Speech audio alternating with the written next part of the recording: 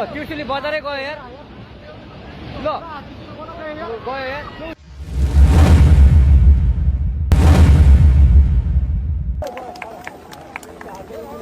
Nepal flood முதல் தடவை தான் இது வருதான்னு கேட்டா அதுதான் கிடையாது. போன வருடம் கூட ஒரு வெள்ளமானது வந்துருந்துச்சு. இதுக்கு முன்னாடியுமே பல விதமான ஒரு டிசாஸ்டர் ஆனது அந்த இடத்துல நடந்திருக்கு. ஆனா இப்படி இருக்கும்போது அந்த இடத்துல எப்படி அவங்க வாழ்றாங்க அண்ட் இதுக்கு பின்னாடி டூரிஸ்ட் எல்லாமே வந்து போயிட்டு இருக்காங்க. கைலாஷ் அந்த யாத்திரைக்காக போனவங்க வந்து பல பேர் இருக்காங்க.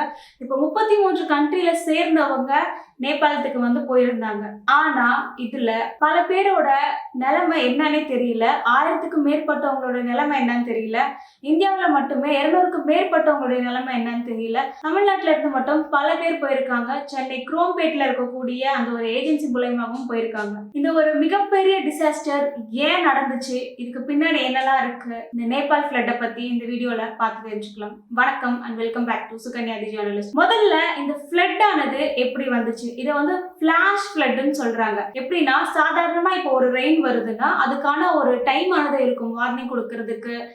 அதிகமான ஒரு மழை வருது, அதனால வந்து அங்க இருக்கக்கூடிய மக்களுக்கு ஆபத்து வரப்போகுதுன்னு சொல்லிட்டு சொல்லுவாங்க. ஆனா இது வந்து ஒரு ஃபிளாஷ் ஃப்ளட்டா இருக்கு. இப்போ ஒரு மவுண்டெயின் வந்து 2 பக்கம் இருக்குன்னா அந்த மவுண்டெயினுக்கு மேல வந்து பனிப்பாறைகள் எல்லாமே வந்து இருக்கும். ஸோ அந்த பனிப்பாறைகள் வந்து எப்படி இருக்கும்னா நார்மல் டேஸ்ல அது எப்படி இருக்கும்னா அது மெல்ட் ஆகி கீழே வந்து இந்த மலை மவுண்டெயின் வந்து இதுதான் மவுண்டெயின்னா இந்த இடத்துல வந்து அந்த தண்ணி வந்து நிற்கும். ஸோ இதை அடுத்துதான் அதோட அந்த ரிவர் கீழே இருந்து, ஏன்னா அந்த இமயமலை வந்து அது மேலே இருக்கு. ஸோ அதோட கீழே இருக்கக்கூடிய பகுதிகளில் போகக்கூடிய அந்த ரிவர் வழியாக வந்து வரும். இப்போ என்ன ஆகிருக்குன்னா அந்த பனிப்பாறைகள் மேலே இருக்குல்ல, அந்த பாறைகள் வந்து சடனா வந்து அவலான்ச் ஆகிருக்கு. அவலான்ச்னா இப்போ சடனா அந்த மலையில இருக்கக்கூடிய அந்த பாறை வந்து கீழே வந்து விழுறது. இப்போ ஒரு பொருளை எப்படி நீங்க மேல இருந்து அந்த தண்ணியில கீழே போட்டா என்ன ஆகும், ஒரு ஃபோர்ஸா வந்து கீழே வந்து விழும். ஸோ அதுக்கு முன்னாடி வந்து இந்த பக்கத்துல இருக்கக்கூடிய கிளேஷியர்ஸ்லாம் இருக்கும்ல, அந்த பனி இதெல்லாமே வந்து மெல்ட் ஆகி வர்றதை தாண்டி இந்த ஒரு ஃபோர்ஸால அந்த இடத்துல இருந்து செதறி வந்து வருது. ஸோ இதுதான் வந்து இந்த இடத்துல வந்து முதல்ல நடந்திருக்கு. இதை கிளேஷியர் லேக் அவுட் பஸ்ட்னு சொல்றாங்க, க்ளோஃப்னு சொல்லிட்டு. ஆனா இந்த இடத்துல ஐஸ், அதுக்கப்புறம் ராக், அதுக்கப்புறம் இந்த டெப்ரிஸ்ன்ற மாதிரி வந்திருக்கு. அதாவது வெறும் தண்ணி மட்டும் வரல, தண்ணியோட சேர்ந்த சேறு, சகதி, மரங்கள், அதுக்கப்புறம் அங்க பக்கத்துல இருக்கக்கூடிய வீடுகள்னு சொல்லிட்டு ரோட எல்லாத்தையுமே அடிச்சுட்டு தான் வந்து அந்த ஒரு ஃபோர்ஸோட வந்து அந்த ஊருக்குள்ள அந்த தண்ணியானது வருது. இந்த நேபாளங்கிறது இந்த டிபெட் பார்டர் கிட்ட இருக்கு. முதல்ல சைனா இருக்குன்னு வச்சுக்கலாம், அதுக்கப்புறம் இந்த டிபெட் ஆனது இருக்கு, அதுக்கு கீழே வந்து நேபாள் இருக்கு, அதுக்கும் கீழே வந்து இந்தியா இருக்கு. ஸோ அப்படி பார்க்கும்போது இந்த நேபாள் வந்து அந்த டிபெட் பார்டர் கிட்ட வந்து இருக்கு. ஸோ மேல வந்து சைனா இருக்கு, நடுவுல வந்து டிபெட் இருக்கு, டிபெட்டுக்கு இதுக்கு கீழே இருக்கிறது தான் நேபாளா இருக்கு. அப்படி இருக்கும்போது இந்த டிபெட் பார்டருக்கும் நேபாளுக்கும் இந்த இடத்துல இருந்து தான் இந்த ஒரு அவுட் பஸ்ட் ஆனது இங்க ஆகிருக்கு. இதுல முக்கியமா 2 ரிவர் வந்து மர்ஜ் ஆகி வருது. இமயமலை வந்து டாப்ல இருக்கு, அந்த இமயமலையில இருந்து வரக்கூடிய ஒரு ரிவர் அதுதான் லேண்டா கோலா.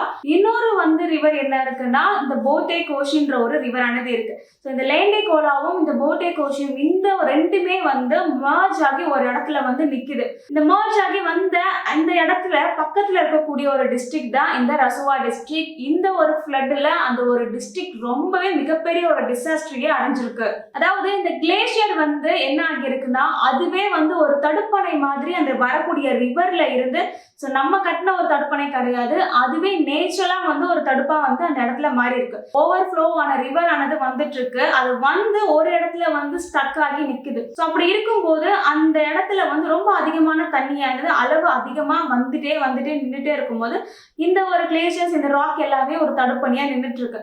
ஸோ அதோட வேகம் வந்து அதிகமாகும் போது இந்த ராக் இது எல்லாத்தையுமே அடிச்சுட்டு தான் வந்து இந்த அளவுக்கான ஒரு ஃப்ளட் ஆனது ஊருக்குள்ள வருது. முதல்ல இந்த இமயமலையில இருந்து வரக்கூடிய இந்த லேண்டோ கோலா ரிவர் இருக்கு, அதுக்கு பக்கத்துல இருந்து மெர்ஜ் ஆகக்கூடியதுதான் இந்த போட்டே கோஷியான ரிவர் ஆனது இருக்கு. இந்த போட்டே கோஷி ரிவர்ல இருந்து மெர்ஜ் ஆகக்கூடிய ஒரு இடம் தான் திருசூலி ரிவர்னு சொல்றாங்க. அடுத்து கண்ணகி ரிவர்னு ஒண்ணு இருக்கு, இது வந்து இந்த தேவ்காட் கூட இணையுது. அண்ட் இதை தாண்டி கீழே வரும்போது தான் இந்தியாவினுடைய பகுதிக்கு வருது, அதுதான் இந்த நாராயண ரிவர்னு சொல்றாங்க. இது வெறும் நேபாளத்துக்கான ஒரு பிரச்சனை தானேன்னு சொல்லிட்டு நம்மளால எடுத்துக்கொள்ள முடியாது. ஏன்னா அதுக்கு கீழே இருக்கக்கூடிய பகுதிகள் வந்து இந்தியாக்குள்ள இந்த நாராயண் ரிவர் ஆனது வருது, அதுக்கு கீழே இருக்கக்கூடிய இந்த யூபி இந்த மாதிரியான ஒரு ஸ்டேட்ஸ் எல்லாமே வந்து இருக்கு. ஸோ கண்டக் ரிவரை தொடர்ந்து இந்தியாவில் இருக்கக்கூடிய பீகார் டிஸ்ட்ரிக்ட்ல இருக்கக்கூடிய இந்த கங்கை ரிவர் கூட இந்த ஒரு ஆறானது மர்ஜ் ஆகுது. இந்த மாதிரி ஐஸ் ராக், டெப்ரிஸ்ன்னு சொல்லிட்டு இது எல்லாம் கலந்த மாதிரியான ஒரு லேண்ட்ஸ்லைட் ஆனது உருவாகி மொத்தமா அடிச்சிட்டு வருது. இந்த டெப்ரிஸ்ன்றது வந்து ஒன்னு மேன்மேடா இருக்கும், இன்னொன்று நேச்சரா இருக்கும். அண்ட் இன்னொன்று வந்து அசாடர்ஸ்ன்னு சொல்லுவாங்க. இந்த மேன்மேடுங்கிறது வந்து நம்ம கட்டக்கூடிய இந்த ஹவுஸ், ரெசிடென்ஸ், அதுக்கப்புறம் இந்த வெஹிக்கல் இதெல்லாமே நம்ம வந்து உருவாக்குனது. இது எல்லாமே அந்த ஒரு ஃப்ளட்ல வந்து அடிச்சுட்டு போனதுதான். இன்னொரு பக்கம் வந்து நேச்சரா பார்க்கும்போது இந்த சாண்டு, அதுக்கப்புறம் மரங்கள், மவுண்டன், பாறைகள் இது எல்லாமே கலந்து வர்றதுதான். இன்னொரு பக்கம் அசாடர்ஸ்ன்னு சொல்றது இந்த கெமிக்கல் ரிலேட்டடான இருக்கக்கூடிய பொருட்கள் மூலமாக வருது. ஸோ இந்த மாதிரி இந்த அளவுக்கான ஒரு ஃப்ளட் ஆனது அந்த இடத்துக்கு வரும்போது மிகப்பெரிய அளவுல பாதிப்பானது ஏற்படுத்துது. அதுவும் நம்மளால அந்த வீடியோஸ் எல்லாமே பார்க்க முடியுது. பல பேர் வந்து அங்க டைமே இல்லை, அந்த அளவுக்கு வந்து அந்த வீடியோ எடுத்துட்டு அவங்க ஓடக்கூடிய காட்சிகள்லாம் நம்மளால பார்க்க முடியுது. ஆனா இந்த மாதிரியான நேச்சுரல் டிசாஸ்டர் முதல் தடவை நடக்குதா? கண்டிப்பா இல்லை. அப்படி இருக்கும்போது ஏன் இதுக்கான ஸ்டெப் ஆக்ஷன்லாம் ஏன் எடுக்க? நம்மளால நேச்சரை வந்து கட்டுப்படுத்த முடியாது, ஆனா நம்ம வந்து அந்த இடத்துல இருந்து பிரிவென்ட் பண்ணி இருக்கலாம். முக்கியமா நம்ம வாழக்கூடிய இடம்லாம் எதுன்னு பாத்தீங்கன்னா, இப்போ ஒரு ரிவர் இருக்குன்னா அந்த ரிவர் பக்கத்துல நம்ம ஒரு பிரிட்ஜ் அமைக்கலாம்னு சொல்லிட்டு அமைச்சிட்டு அங்க ஒரு சில வீடுகள்லாம் கட்டி தான் நம்ம வாழ்ந்துட்டு இருக்கோம். அதுக்கப்புறம் இந்த மவுண்டைன், இந்த மரங்கள் இது எல்லாத்தையுமே அழிச்சிட்டு அங்க வந்து நம்ம பிளாட் போட்டு நம்ம அந்த இடத்துல வாழ்ந்துட்டு இருக்கோம். இப்படி இருக்கும்போது ஒரு மழை வருது, அதோட அந்த ஒரு வாட்டர் போகக்கூடிய அளவுக்கு கூட அந்த இடத்துல இடம் இல்லாம இருக்கு. ஏன்னா ஒரு மழை அதிகமா வரும்போது எந்த அளவுக்கான ஒரு ஃபோர்ஸ் ஆனது இருக்கும் நம்மளால சொல்ல முடியாது. என்னதான் நம்ம வந்து ஒரு தடுப்பணை கட்டி வச்சாலுமே அந்த அணையவே வந்து தாண்டி உடைச்சுக்கிட்டு வர அளவுக்கான தண்ணியை நம்ம தேக்கி வச்சோம்னா அது ரொம்பவே பர்ஸ்ட் ஆகி ஊருக்குள்ளதான் வரும். ஸோ இப்படி இருக்கும்போது இந்த நேபாளத்தை இருக்கக்கூடிய இந்த பகுதிகளில் தான் இந்த ரிவர் போகக்கூடிய இந்த போச்சி கோச்சி ஆறுன்ற இந்த இடத்துல வந்து பல வீடுகள்லாம் நம்ம இருக்கிறது எல்லாமே பார்க்குறோம். ஸோ இவங்கெல்லாம் ஏன் இந்த இடத்துல இருக்காங்க, இவங்களுக்கான ஒரு ப்ராப்பரான ஹோம்லாம் ஏன் இந்த இடத்துல இருக்குன்ற ஒரு கேள்வியுமே வருது. அண்ட் இன்னொரு திங், இப்போ இந்த விஷயமானது இன்டர்நேஷனல் அளவில் பேசப்பட்டு இருக்கு. பிகாஸ் பல ஊர்களில் இருந்து அந்த இடத்துக்கு இப்போ டூரிஸ்டா போயிருக்காங்க. ஸோ கைலாஷ்க்கு போயிட்டு அதோட யாத்திரை போறதுக்காகவும் போயிருக்காங்க. சென்னை குரோம்பேட்டையில இருந்து கூட அதோட ஏஜென்சி மூலமாக பல பேர் போயிருக்காங்க.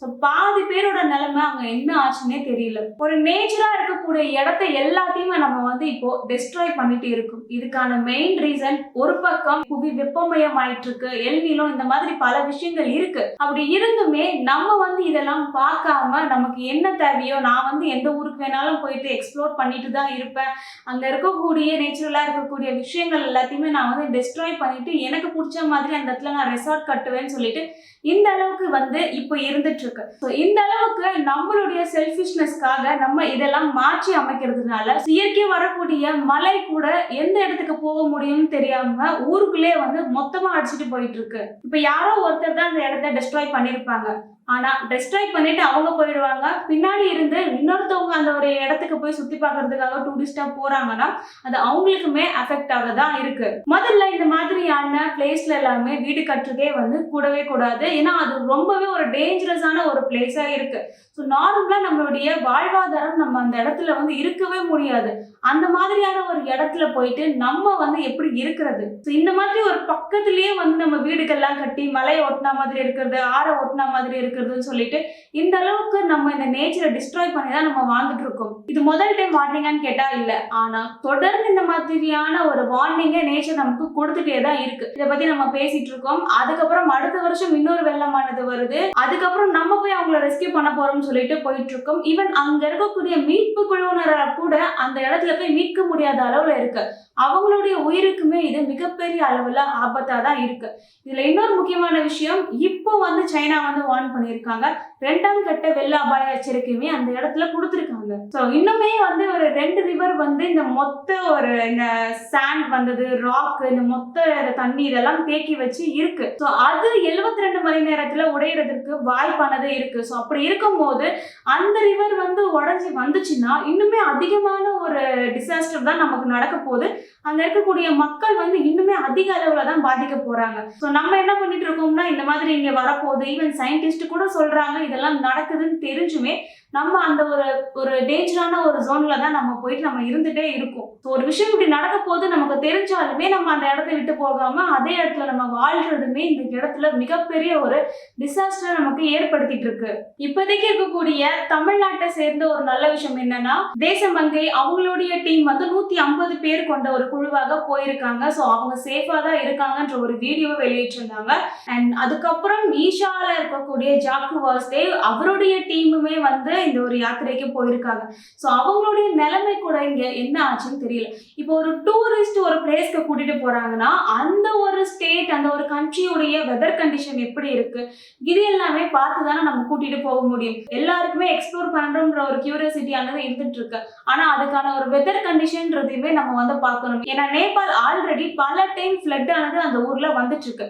அப்படி இருக்கும்போது நம்ம அந்த இடத்துல போயிட்டு எக்ஸ்ப்ளோர் பண்ணணும்னு நினைச்சிட்டு இருக்கோம். ஸோ இது எல்லாமே நமக்கே நம்ம வைக்கக்கூடிய ஒரு ஆபத்தாகவும் இங்க இருக்கு. கிட்டத்தட்ட இது ஒரு மினி சுனாமி மாதிரி இருக்கு. எர்த்குவேக் ஆனது இந்த இடத்துல வரலன்னு சொல்றாங்க. ஆனா இதோட எஃபெக்ட் ஆனது எப்படி இருக்குன்னா 5.2 ரிக்டர் அளவுக்குள்ள வந்தக்கூடிய ஒரு எர்த்குவேக் மாதிரி இருக்குன்னு சொல்லிட்டு மத்திய கட்டிட ஆராய்ச்சியாளர் பிரதீப் அவர்கள் சொல்லியிருக்காரு. அண்ட் இந்த ஒரு கஷ்டமான காலத்திலயுமே அங்க ரெஸ்கியூ டீம் எல்லாமே ரொம்பவே கஷ்டப்பட்டு தான் காப்பாத்திட்டு இருக்காங்க. அதுலயுமே 2 ட்வின் குழந்தைகளை அவங்க மீட்டு இருந்தாங்க. இன்னொரு பக்கம் ஹெலிகாப்டர்ல போய் தான் பண்ணிட்டு இருக்காங்க. ஆனா அவங்களுக்கே அங்க ஆபத்தானது வரப்போகுதுன்னு சொல்லிட்டு அவங்க வார்ன் பண்ணியிருந்தாங்க.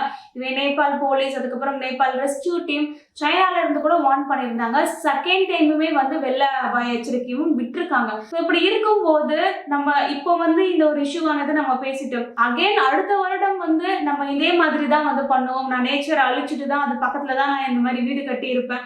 அந்த இடத்துல தான் போயிட்டு நான் வந்து ரெசார்ட்ல போயிட்டு நான் தங்குவேன். இந்த மாதிரி நான் போய் எக்ஸ்ப்ளோர் பண்ணுவேன்னு நம்ம நினைக்கும் போதுதான் அது இன்னுமே வந்து நம்மளே வந்து அந்த ஒரு நேச்சர்ல போய் நம்ம நேச்சர் டிசாஸ்டர்ல போய் நம்ம மாட்டிக்கிற மாதிரி இருக்கு. இந்த மாதிரி வரக்கூடிய ஒரு பகுதியா இது இருக்குன்னு தெரிஞ்சு நம்ம வந்து இதெல்லாம் பார்க்காம நம்மளுடைய எக்ஸ்ப்ளோருக்காக நம்ம அந்த இடத்துல போறது இந்த இடத்துல தேவையான்றதுமே இருக்கு. இதுக்கு முன்னாடி எல்லாம் இந்த அளவுக்கான ஒரு டிசாஸ்டர் வரல. ஆனா இந்த அளவுக்கு இப்போ இந்த அவலஞ்ச் ஆனது ஆகியிருக்கு. அந்த கிளேசியர்ஸ் எல்லாமே வந்து உருகி அது வெடிச்சு ஒரு எல்லாத்தையுமே கலந்தா மாதிரியான ஒரு ஃபோர்ஸ் எல்லாம் வந்திருக்கு.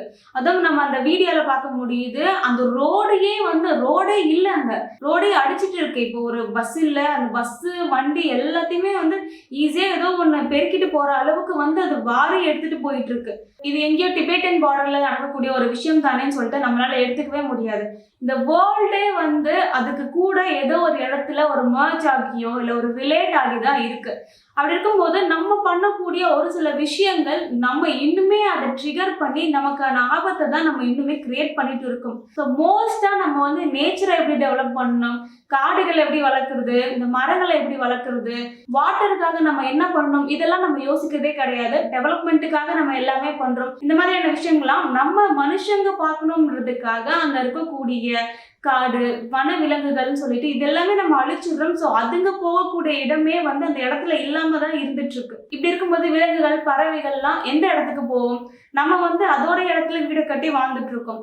அதுங்க அகைன் வந்து இந்த காட்டுக்குள்ள வந்துருது, இல்லைன்னா வந்து நம்ம இருக்கக்கூடிய இந்த ஸ்ட்ரீட் ஊருக்குள்ளேயே வந்துருது. அதனால மனித விலங்கு தாக்குதல்கள் ஏற்பட்டுட்டு இருக்கு.